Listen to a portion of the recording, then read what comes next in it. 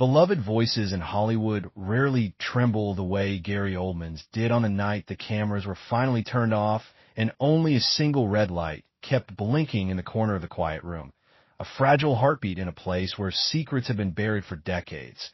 And as he leaned forward with hands that had once held Oscars, now shaking with something far heavier, he whispered that the truth about Rob Reiner had been living inside him like a slow, growing illness, waiting for the moment it could no longer be ignored.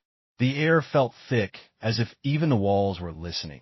And in that silence, Gary spoke not as a legendary actor, but as a man worn down by regret, by memories that never left him, by a promise he had once made to someone who never lived long enough to see it kept. He said it all began long before the world saw him transform into villains and heroes, before the applause drowned out the quiet voice inside his chest that kept warning him something was wrong. He remembered walking onto a Hollywood set where Rob Reiner stood like a king in his own kingdom, surrounded by producers who laughed too loudly at his jokes and assistants who avoided eye contact as if they were afraid of being seen. To the public, Rob was charming, brilliant, the man behind stories that made millions laugh and cry.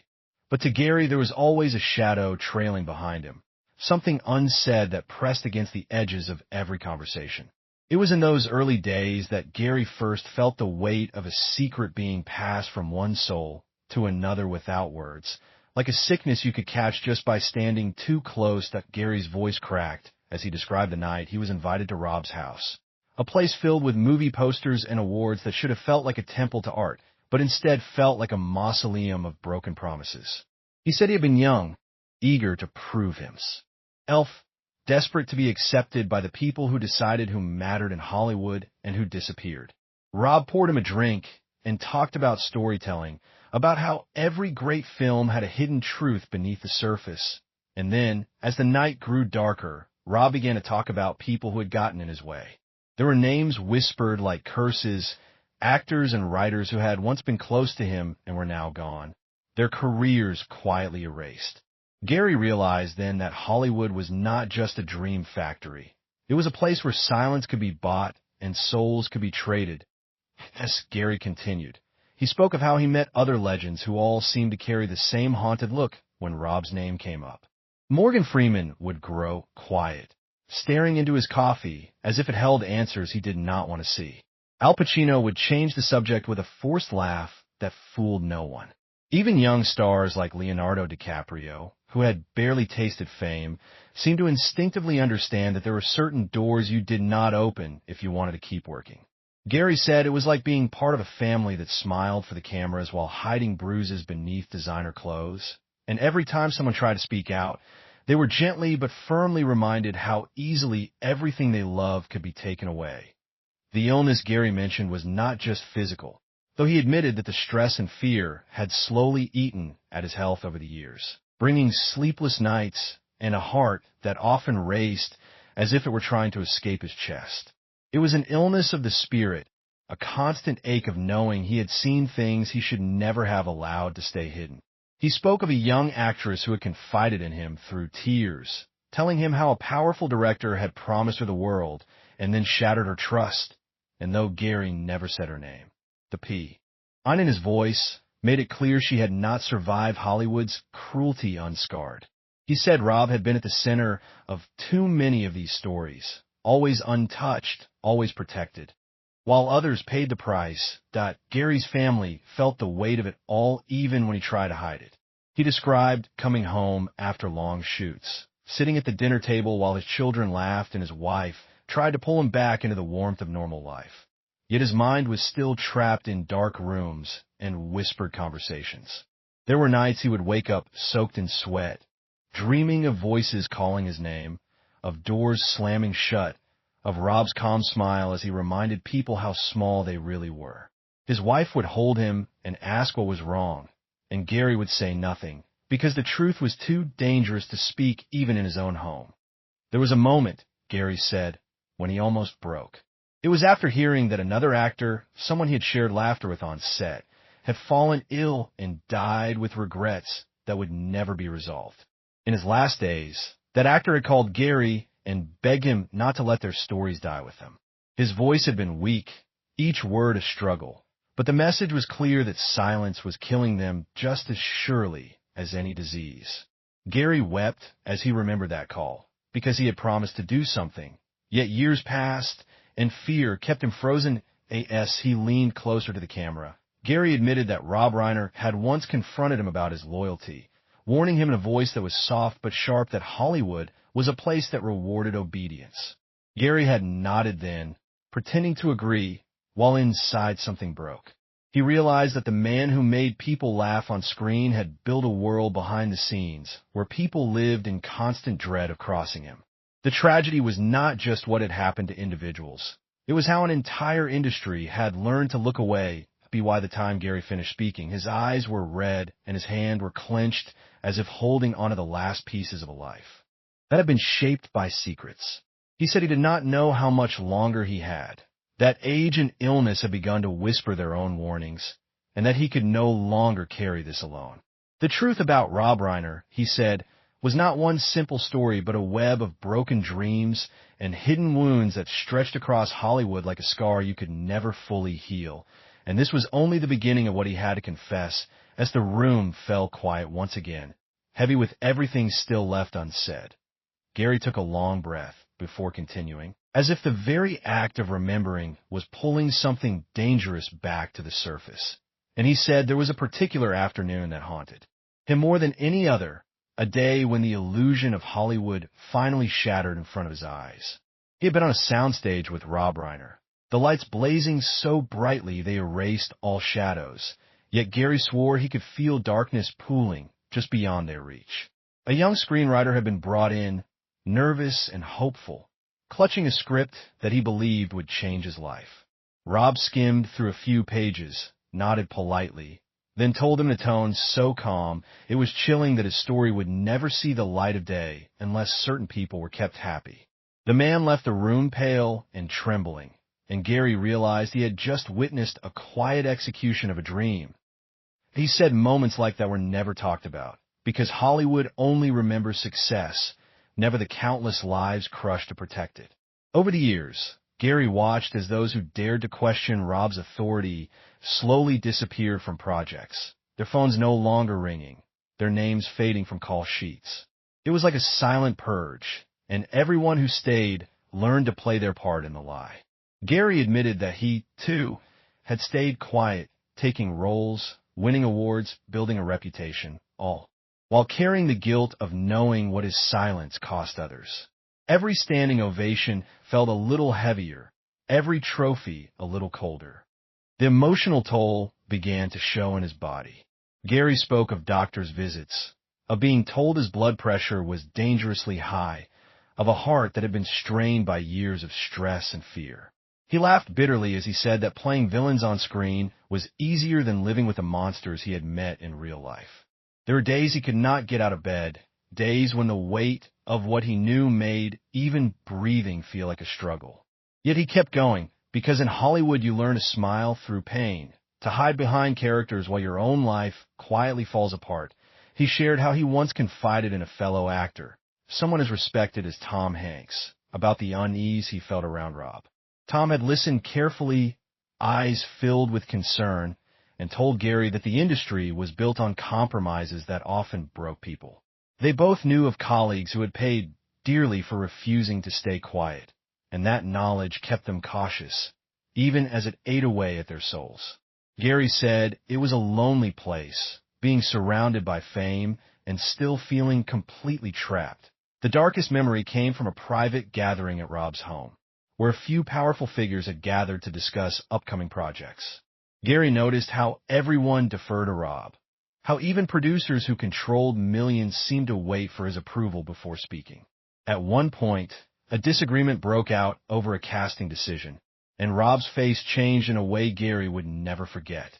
The warmth vanished, replaced by something cold and calculating, and in that moment Gary saw how much control one man could wield over so many lives. Afterward, one of the dissenting voices quietly lost his job, and the message to everyone else was clear that Gary's family felt the cracks growing wider. His wife would beg him to step away from the madness, to protect himself and their children, but Gary felt boo. and D by invisible chains. He feared that speaking out would not only end his career, but put those he loved in danger of becoming collateral damage. He remembered his daughter once asking why he always looked sad, even when people called him a hero, and that question hurt more than any headline ever could. He wanted to be honest with her, to tell her about the cost of secrets, but he could not bear to bring that darkness into her world. As he spoke, Gary admitted that Rob Reiner had once reached out to him during a particularly vulnerable period, offering support that felt more like a reminder of who held the power. Rob had talked about loyalty, about how the industry protected its own, and Gary realized that the kindness was a warning in disguise. It was then he truly understood that the truth was something Rob would do anything to keep buried. Gary wiped tears from his eyes as he said he could still hear the voices of those who had been hurt, still feel their pain echoing through him. The illness he mentioned was no longer just stress. It had become a physical manifestation of years of repression, and doctors had told him that his body could only take so much. He knew time was running out, and the thought of dying with these secrets still locked inside him terrified him more than any role he had ever played. The room felt heavier as Gary leaned back, exhausted but determined, knowing that what he had shared so far was only the surface of a much deeper, more dangerous truth that had yet to be revealed.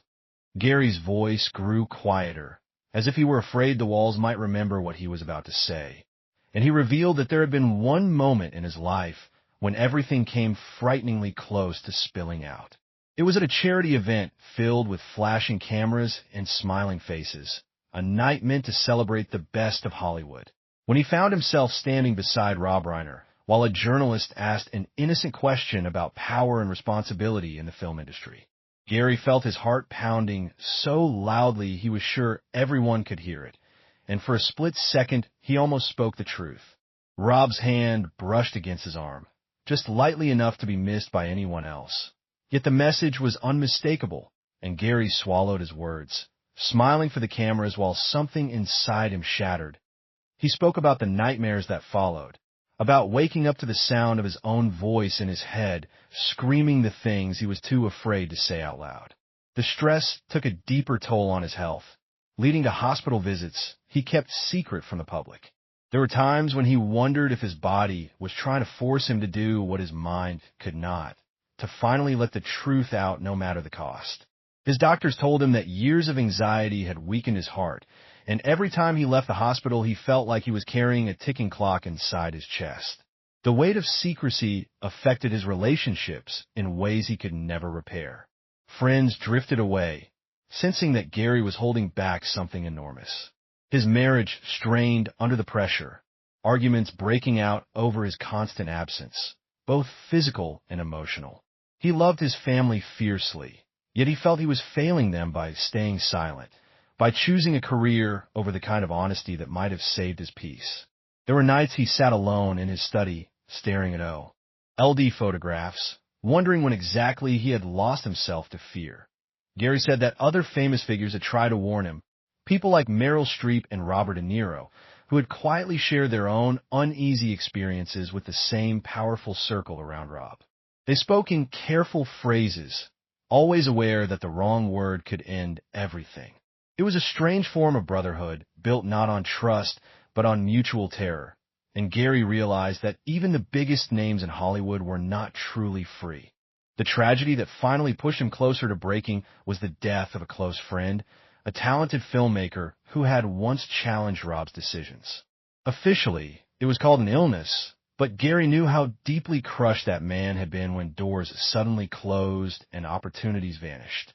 In their last conversation, his friend had sounded hollow, defeated, as if life itself had given up on him. Gary still carried the guilt of not doing more, of not standing beside him when it mattered most. As he continued, Gary confessed that Rob Reiner had a way of rewriting history, of making people doubt their own memories until they no longer trusted themselves. He had seen careers destroyed, not with anger, but with a quiet efficiency that left no visible fingerprints. The cruelty was in how invisible it was, how it allowed Rob to maintain his public image while leaving a trail of broken lives behind him. Gary felt complicit every time he accepted another role, Every time he shook Rob's hand in public, knowing what lay beneath the surface. His illness worsened during this period, bringing with it moments of dizziness and fear that he might collapse at any time. Each scare made him think of all the words he had never said, all the truths that might die with him. He began writing things down in private journals, pouring out his pain and anger, preparing for the day he might finally have the courage to speak. Those pages became his secret lifeline, proof that he had not imagined the darkness he had seen. By the time Gary paused, his eyes were distant, lost in memories that refused to let him go. He knew that what he was revealing now was still only part of a much larger story, one that reached far beyond himself and into the very heart of Hollywood's most powerful circles. And the thought of what was still to come made his hands tremble as he waited for the next words to find their way out. Gary's hand shook as he reached for a glass of water, but he barely touched it, too consumed by the memories he was about to expose. He leaned forward, eyes glistening, and began to recount a night that had haunted him for decades. A night when the glitz of Hollywood collided violently with the darkness he had long suspected. It was an industry party, one of those lavish gatherings where the rich and powerful circulate like predators, and Gary had been invited because he was ascending, his career finally gaining momentum. Rob Reiner was there, of course, moving through the crowd with the ease of a man who knew every unspoken rule. But that night, Gary witnessed something that left him shaken. A young actress, barely 19, cornered and terrified, her laughter forced and brittle as Rob subtly maneuvered the room so no one would notice. He saw the fear in her eyes, a silent scream that only he seemed to register. He remembered feeling frozen, paralyzed by the knowledge that intervening could destroy him, his career, even his family's sense of security. The girl eventually escaped the room, but the damage was already done. Gary admitted for the first time on camera that he had never told anyone about that night. Not the authorities, not his wife, not even his closest friends. The guilt had become part of his being, a shadow following him onto every set, every red carpet, every interview. The regret was a living thing, feeding off his silence. Gary then spoke of a private conversation with Al Pacino years later. They had been reminiscing about early roles when the conversation shifted. Al's voice, usually so commanding, lowered to a whisper as he mentioned people who had disappeared quietly, careers cut off or reputations destroyed, victims of power wielded with surgical precision. Gary realized that even legends were not immune. They had merely learned the art of survival. The unspoken understanding between them weighed heavily on him, a confirmation that Hollywood's brightest faces often bore unseen scars. The breakdown came years later when Gary's own health began betraying him. Doctors warned him of high blood pressure, insomnia, and heart palpitations. The symptoms were stress-induced, they said, but Gary knew better. Every sleepless night was filled with images of those he could not save, of promises broken, of the people silenced to maintain a facade. He told how he would lie awake in hotel rooms, staring at the ceiling, imagining conversations he should have had, words he should have spoken, and the injustice of lives ruined while the powerful went unscathed. The emotional weight had become physical, crushing him in private moments when he thought no one was watching. He also revealed something even darker. Rob Reiner had personally warned him once, during a lunch that seemed casual but was anything but. The words were soft, almost paternal, but the message was clear. Dissent or exposure would cost him dearly. Gary had left that lunch trembling, understanding fully the reach of Rob's influence. That moment stayed with him, a constant reminder that even speaking out could have consequences that reverberated beyond the individual. It was a lesson in fear, one that he had carried quietly for decades. Gary's family bore the invisible scars too.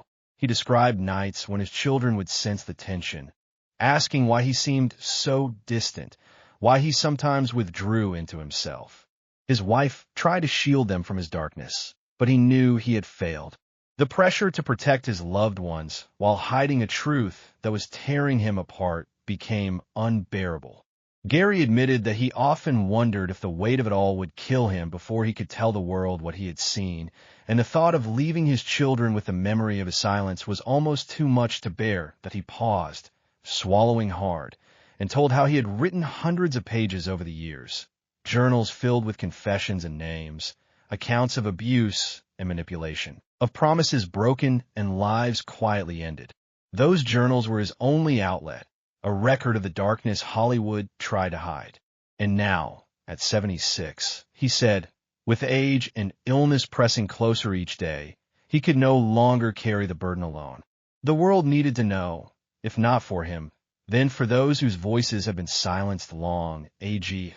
As he leaned back, exhausted and trembling, Gary's voice softened, almost a whisper, and he said that what he had shared tonight was only the beginning. There were truths that went deeper, people even more powerful, and moments even darker than what he had dared to describe. But the time had come. He would speak them all, because the silence had already taken too much. The room fell heavy with the weight of what had just been revealed, the camera capturing the raw, fragile humanity of a man who had lived in fear for far too long that Gary's hands trembled as he reached for his chair, gripping it as if it could anchor him to the present. He looked directly into the camera, eyes raw and haunted, and began speaking about a truth so dark that even he had avoided naming it for decades. He described the night he nearly confronted Rob directly, after learning of a young actor being blacklisted for refusing to participate in a project that carried a hidden, coercive agenda. Gary's instinct was to intervene, to demand justice, but as he approached, Rob's calm, calculating presence reminded him of the power he wielded. The words caught in Gary's throat, the truth almost escaping before he realized the stakes. Speaking out could destroy careers, ruin reputations, even endanger families. He had backed down, carrying the weight of that failure like a stone in his chest for years. Gary also spoke of moments when he felt physically ill from the burden of secrecy. Heart palpitations, sleepless nights, migraines that blurred the lines between reality and memory. All manifestations of fear and guilt he had carried for decades. He described one instance during a hospital visit when a doctor, unaware of his mental anguish, asked if he had been under extreme stress. Gary had laughed it off, but inside he was terrified that his body might fail him before he could reveal everything. Each physical warning, he realized, was a reminder that time was slipping away and the secrets he had held could die with him. Then there were the moments of quiet despair at home, when he would sit alone in his study, listening to the laughter of his children through closed doors and knowing that he had been absent in more ways than one. His wife tried to shield them, but Gary confessed that the weight of his experiences, the fear of retaliation, and the relentless guilt had built walls between them. The most painful part, he said, was the knowledge that these walls were of his own making, erected in a futile attempt to protect the ones he loved from the storm he could not yet name. Finally, he spoke of the journals he had kept for decades, dozens of notebooks filled with observations. He described a particularly painful moment with a fellow actor, someone he had considered a friend, who had been ostracized after refusing a role that carried moral compromises orchestrated by Rob. Gary had begged him to stand firm, to resist, but the man had simply shaken his head, defeated by the invisible power that controlled careers. That evening, Gary said, he realized the truth of Hollywood's dark underbelly. Talent and integrity were rarely enough to survive. Fear was the currency, and Rob Reiner was one of its most skilled brokers that Gary's personal health had begun to deteriorate around this time. He spoke candidly about the sleepless nights, the racing heart, and the crushing anxiety that became a constant companion. It's not just stress, he said quietly, voice breaking. It's living with the knowledge that your silence allows cruelty to continue. Every day, every audition, every handshake, I was complicit, and I hated myself for it. His hands trembled as he spoke, and he admitted that the burden had forced him into moments of despair, times when he wondered if the weight of decades could finally crush him. He recalled confiding in a few trusted colleagues, including Meryl Streep and Robert De Niro, but even their counsel was cautious. We all understood the rules, Gary said, but understanding doesn't make it easier. He described how they shared stories of similar manipulation, each tale more disturbing than the last. Yet the network of power around Rob Reiner ensured that no one spoke openly. It was a silent conspiracy, subtle but devastating, and Gary realized that exposure could mean professional ruin or worse. Then came the night that haunted him the most. Gary had learned that a young actress, someone he had tried to mentor, had been blacklisted after rejecting a project Rob had championed. She had trusted him, confided her fears, and he had done. Gary's voice grew softer, almost haunted, as he began the next chapter of his confession. He spoke of a dinner many years ago, held in a grand Los Angeles estate, where the most powerful people in Hollywood had gathered to celebrate success. But behind the laughter and clinking glasses, he said, there had been an unspoken hierarchy of fear. Rob Reiner, as always, moved effortlessly through the room, a master of control, smiling while observing the subtle shifts in posture, the quiet tension in conversations. Gary remembered watching a young actor, barely out of drama school, receive a veiled threat disguised as advice, and he realized how early in their careers people were forced to bend, to compromise, or be erased.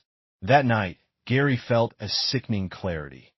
Fear was currency, loyalty was demanded, and silence was survival. He admitted how he had been drawn into complicity, accepting roles and praise, smiling for cameras, all while holding knowledge that gnawed at his conscience.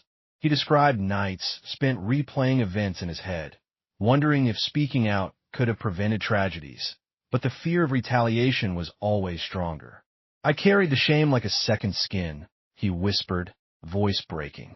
The personal cost was immense. Broken sleep, health scares, and the constant sense that even the smallest misstep could unravel everything he had built. Gary then recalled one of the darkest moments of his career, a private meeting in a dimly lit hotel suite, when Rob had quietly but firmly reminded him of the importance of discretion. A colleague had been punished for minor disobedience, a career quietly derailed, and the message was unmistakable. Compliance was required, and rebellion would be devastating. Gary had nodded, swallowing fear and guilt, yet the memory lingered decades later, a constant whisper in his mind reminding him of the power imbalance and the hidden cruelty he had been complicit in. That he spoke of how the silence of others had compounded his guilt. Legends like Morgan Freeman, Al Pacino, and even Meryl Streep had shared knowing glances and subtle warnings, but no one dared to speak openly. It was a tacit acknowledgement that the system was too entrenched, the stakes too high. Gary admitted that he sometimes wondered if the entire industry had agreed, silently, to protect those at the top while sacrificing the vulnerable below. The thought left him hollow, feeling both rage and despair simultaneously. The tragedy was not only in the manipulation itself, but in the ripple effects it created. Gary recounted the stories of actors and crew members whose personal lives had been torn apart, careers derailed, and dreams quietly crushed. He told of nights he spent listening to the cries of young performers who trusted him, who had hoped he could shield them, only to learn that fear had chained him too. Those failures, he said, had haunted him more than any on-screen villain he had ever played. Gary's own family bore the scars of his long silence. He described moments at home, trying to be present for his children while wrestling with the invisible weight of the industry's cruelty. His wife's gentle questions about why he seemed distant reminded him that the cost of protecting others had left him emotionally absent. Even as he achieved fame and recognition, he admitted he felt like a ghost in his own life, haunted by memories he could not erase. Then he spoke of the journals he had kept, dozens of notebooks filled with names, dates, and stories of Hollywood's hidden darkness. Each page was a testament to lives affected, careers erased, and the subtle terror that defined Rob Reiner's shadow. Gary explained that writing had been his only outlet, a way to preserve the truth when speaking aloud was too dangerous. At 76, facing the fragility of his own mortality, he felt compelled to share what he had documented, not for revenge, but for justice, remembrance, and perhaps a measure of peace.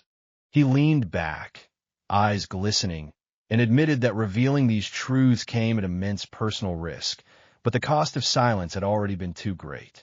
His health, his relationships, and his own sense of morality had all suffered under the burden of what he had seen.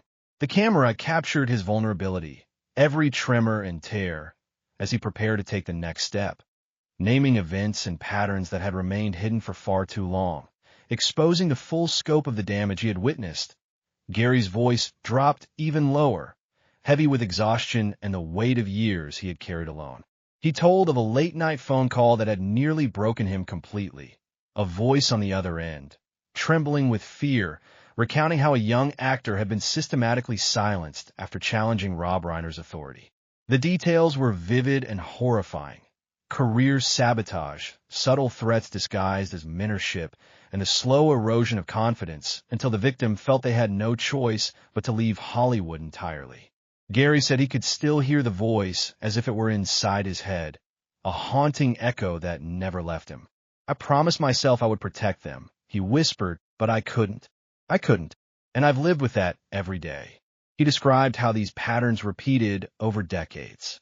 Talented actors, screenwriters, and crew members would appear poised for greatness, only to vanish quietly from projects, their potential crushed under invisible pressure. Gary admitted that he often felt complicit, having accepted roles and awards while watching others suffer. He confessed that each accolade felt tainted, a reminder that he had chosen survival over intervention. The shame, he said, was a constant presence, pressing down on him in quiet moments, in hotel rooms, on planes, and in empty dressing rooms. Gary spoke of the personal toll in raw, unfiltered detail. And yet, he had continued, performing, attending premieres, accepting accolades, all while carrying the invisible wounds of complicity and fear. He returned to the journals he had kept, dozens of volumes meticulously documenting conversations, incidents, and personal accounts of suffering. "These pages are full of truth," he said, voice trembling. "Truth that cannot die with me. Truth that must be known." He admitted that sharing these stories publicly was terrifying, but the fear of letting the victims' experiences be forgotten was far greater. It was time, he said, to finally lift the veil on decades of hidden cruelty and manipulation, to give voice to those who had been silenced, and to confront the man at the center of it all. Rob Reiner, Gary's eyes glistened as he leaned back in his chair, exhausted yet resolute. The room felt impossibly heavy with the weight of history, secrecy, and remorse. Every word he spoke reverberating like a confession whispered in a cathedral of ghosts. The next revelations, he said, would not only expose patterns of fear and manipulation, but also name names, detail events that had been buried for decades, and confront the very core of Hollywood's hidden darkness. That Gary's hands shook as he folded them tightly in his lap, his voice barely above a whisper, the weight of what he was about to share pressing down on him like a physical force. He began speaking of a private meeting that had changed him forever, a meeting that few in Hollywood even knew had occurred. It was a small conference room in a downtown office, late at night, with only a handful of people present. Rob Reiner was there, calm and measured, and so were two producers known for their influence over casting and project decisions. The conversation had started innocuously enough, discussing a potential project, but soon it had shifted. Names were mentioned quietly, almost cast. Eulogy of actors and crew members whose careers had been quietly sabotaged, opportunities withdrawn, and reputations manipulated. Gary recalled feeling a chill run down his spine. Realizing the full extent of the invisible power it played, he recounted in detail how a young actor, whose talent was undeniable, had been carefully pressured over months into accepting a role that carried moral and personal compromises. When the actor resisted, doors began closing silently, calls went unanswered, and projects he had been promised vanished without explanation. Gary admitted on camera that he had seen these patterns repeated endlessly, and often he had been powerless to intervene. Every failure to act left him racked with guilt, a persistent ache that he described as a shadow that never leaves. Gary's breakdowns became more frequent during these years. He spoke candidly about nights spent in hotels, staring at the ceiling, heart racing, stomach twisting with anxiety. Doctors had warned him about high blood pressure and irregular heart rhythms, symptoms they attributed to stress. But Gary knew the real cause: decades of watching injustice quietly unfold and carrying the moral weight alone. He whispered, "You learn to hide it. You learn to smile. But inside it consumes you." He then detailed how other legendary actors were complicit in silence, not because they were cruel, but because fear had bound them. Morgan Freeman had shared cautious stories of intimidation and career manipulation. Al Pacino had offered quiet nods of agreement in private discussions, and even Meryl Streep had admitted the subtle pressures that dictated choices behind the scenes. Gary realized that no one was truly free. Even the most powerful names in Hollywood were forced to navigate a web of control, deception, and fear. One of the most gut-wrenching moments Gary described was when he learned that a young actress he had once mentored was blacklisted after refusing to bend to Rob Reiner's expectations. She had confided her fears to him, and though he wanted to protect her, he had felt trapped, fearing professional retaliation and personal ruin. "I failed her," he said, voice breaking, tears spilling down his face. "I failed so many." He admitted that this failure had haunted him for decades, poisoning his sleep, his health, and his sense of self. Gary spoke of the journals he had kept, dozens of notebooks filled with meticulous notes, dates, and accounts of incidents involving manipulation, coercion, and fear. He explained that writing had been his only outlet, a private act of rebellion against the silence forced upon him. Each page was a testament to the lives affected, the dreams crushed, and the subtle cruelty that Rob Reiner had orchestrated for decades. Now, he said, those pages could no longer remain hidden. They were the truth, and the world needed to see them. Finally, he returned to the emotional toll on his family. He recounted nights when his children had sensed his distance, when his wife had pleaded with him to open up, and he had been unable. He had loved them fiercely, he said, but the fear of exposing them to the fallout of his truths had kept him silent. Every award, every public accolade, had felt hollow, a reminder of the moral compromises he had silently made to survive. Gary's eyes glistened as he looked into the camera, exhausted, fragile, yet resolute. He said the revelations he had shared so far were only the beginning. Darker truths, more intimate betrayals, and systemic abuses remained to be told. And in the quiet that followed, he whispered, "I have waited too long. I can't wait any longer. The world needs to know, for them, for me, for the truth." Gary's voice was barely steady as he began the final chapter of his confession, the room silent except for the quiet hum of the camera. He said there was one night, years ago, that had haunted him more than any other, a night when the facade of Hollywood's glamour had fallen away completely. He had been on a remote set, late at night, filming a scene with a young actress whose fear he had begun to notice. Rob Reiner was directing, calm and controlled, but the tension on set was palpable. Gary described watching the actress struggle with lines that had been manipulated to undermine her confidence, subtly twisting her character into something unrecognizable. It was cruel, calculated, and deliberate. Gary had wanted to intervene, to speak up, but fear froze him. He admitted that after the shoot, the young actress had collapsed in the hallway, sobbing quietly, and he had held her as she cried, feeling helpless, knowing that speaking out would have endangered his career, her safety, and countless others. "I should have protected her," he said, voice cracking. "I failed her, and I've carried that weight every day since."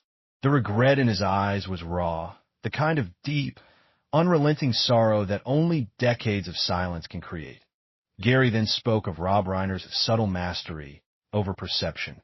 To the public, Rob was affable, brilliant, the archetype of Hollywood charm. Behind closed doors, Gary said, he was precise, calculating, and utterly ruthless. He described how careers were quietly destroyed, how favors and opportunities were withheld as punishment, and how fear was used as a tool to control. He didn't need to yell or threaten, Gary whispered. The fear was in every glance, every casual remark, every unseen hand closing a door. The emotional toll on Gary's own life was immense. He spoke of sleepless nights, panic attacks, and the constant ache of guilt. His health had suffered over the years, heart palpitations, migraines, fatigue, but the psychological burden had been even heavier. I've lived decades with a secret that poisoned every success, every smile, every triumph, he said, tears streaming down his face. And now I can't carry it alone any longer. He returned to the journals he had kept, dozens of volumes chronicling conversations, incidents, and names. Each page, he said, was a record of hidden abuses, betrayals, and the systemic manipulation that had defined so much of Hollywood. He admitted that sharing these documents publicly was terrifying, but he knew it was necessary. These stories don't belong to me, he said, voice trembling. They belong to the people who were silenced, to the victims, to the truth itself. Gary spoke of his family one last time. He described how he had tried to shield them from the darkness, to protect them from the consequences of revealing what he knew. But the silence had created distance, leaving him feeling isolated even in their presence. I love them more than anything, he whispered. But I've been absent, not by choice, but because of fear. Finally, he looked directly into the camera, exhausted but determined, and said that the revelations he had shared tonight were only the beginning. There were more stories, more truths, and more people who had been affected. But he could no longer wait. He had reached a point where silence was no longer an option. His voice, fragile and trembling, carried the weight of decades of fear, regret, and moral responsibility. The world will know, he said, because it's time the truth was told. Gary leaned back, the room heavy with the intensity of his confession, his face etched with tears and exhaustion. He paused, thinking of his family, of the love and pain intertwined in his years of secrecy. He imagined his children reading his journals one day, understanding the weight he bore, the mistakes, the regrets, and also the courage it took to finally speak. I hope they see that I tried, in the end, to do the right thing, he said, tears streaking his face, even when it seemed impossible. The camera lingered on Gary's face as he spoke of hope, fragile, trembling, but undeniable. Despite the tragedies, the fear, the moral compromises, there was still a chance for truth to heal, for voices to be heard, for change to begin. And as he whispered one final time, "This is not the end, it's the beginning," there was a profound sense of closure, of reckoning, and of the unyielding power of courage after decades of fear. Gary sat back, exhausted but resolute, the red light blinking silently in the corner, bearing witness to a confession that would echo far beyond the walls of that room. A confession of truth, loss, courage, and the indomitable human spirit that refuses to be silenced.